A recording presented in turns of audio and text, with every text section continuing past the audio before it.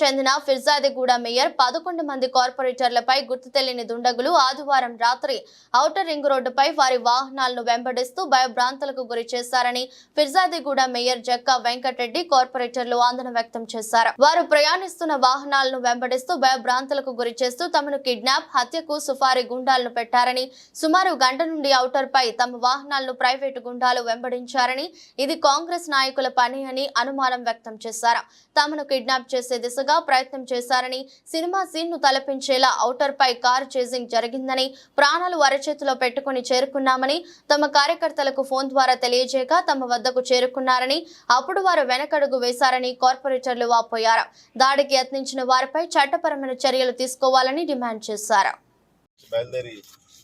Shamshabad airport బయలుదేరే క్రమంలో నోవాటల్లో మేము బయలుదేరే క్రమంలో హైత్ నగర్ ఓఆర్ఆర్ దగ్గర కాంగ్రెస్ గుండాలు అట్లాగే అమర్ సింగ్ అనే వ్యక్తి ఒక 60-70 మందిని ఎంటేసుకొని 20 కార్లు ఎంటేసుకొని మమ్మల్ని హత్య చేయడం, లేకపోతే హత్యా ప్రయత్నం చేయడం, అట్లా కిడ్నాప్ చేయడానికి శాయశక్తులా కృషి చేసారు.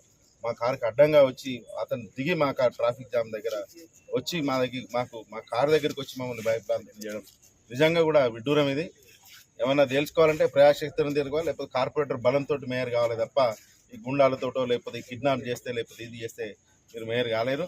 ఎట్టి పరిస్థితుల్లో బీఆర్ఎస్ పార్టీ మాకు అండగా ఉండి ఔటర్ రింగ్ రోడ్ చుట్టూతా మీరు ఎంత చేంజ్ చేసినా 160 కిలోమీటర్లు చేంజ్ చేసినా సరే గట్కేసర్ దగ్గర మళ్ళీ మా వాళ్ళు పెద్ద ఎత్తున శ్రేణులు రిసీవ్ చేసుకొని మమ్మల్ని సేఫ్గా ఇంటికి తీసుకురావడం జరిగింది. వీళ్ళందరినీ చూసి వాళ్ళు భయపడి పిరికి పందల్లాగా పారిపోవడం జరిగింది. కాబట్టి ఇట్లాంటి చర్యలు తీవ్రంగా ఖండిస్తున్నాం. జై తెలంగాణ, జై కేసీఆర్.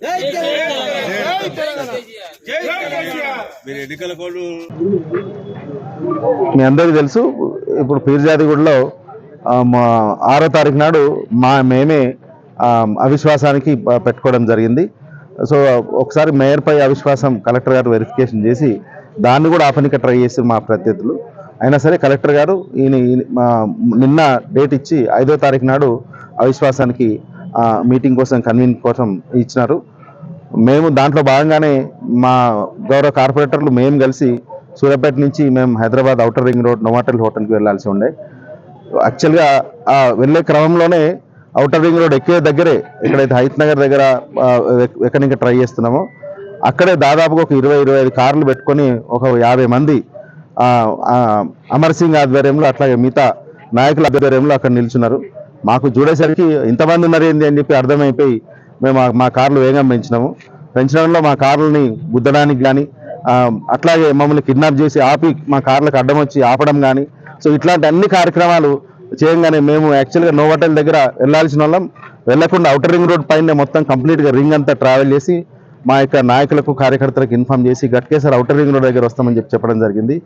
ఎంత భయభ్రాంతులు అంటే మా కార్ని గుద్దేటట్టుగా, మమ్మల్ని కిడ్నాప్ చేసేటట్టుగా, లేకపోతే మమ్మల్ని చేజ్ చేసి యాక్సిడెంట్ చేసే విధంగా నిజంగా మా అందరినీ కూడా భయభ్రాంతులు గుర్తు చేయడం.